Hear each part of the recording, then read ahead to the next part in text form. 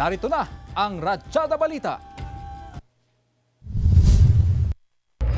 Bagamat makulimlimang panahon, malinaw pa rin na nasilayan ang Blue Moon sa Lawag City kagabi. Pasado alas 7 kagabi nang unti-unting sumisilip ang Blue Moon hanggang sa tuluyang magliwanag bandang alas 8 ng gabi. Masaya ang mga residenteng nag-abang dahil muling nasilayan ang Blue Moon ngayong taon.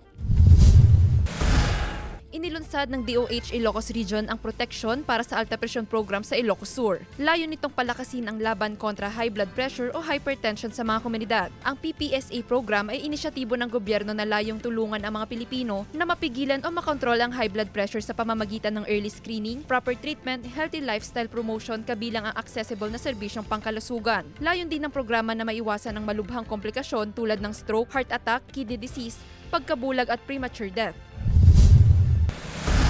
Mahigit 5,000 delivery riders at TNVS drivers sa Pampangan ang nakatanggap ng cash relief assistance mula sa DSWD. Bukod sa cash assistance, tumanggap din ang mga driver ng food packs, maintenance medicine at vitamins mula sa provincial government. Layo nitong matulungan ang mga delivery rider at TNVS drivers sa kanilang kalusugan habang patuloy na bumabiyahe at naghahanap buhay. Jewel Fernandez, One North Central Luzon.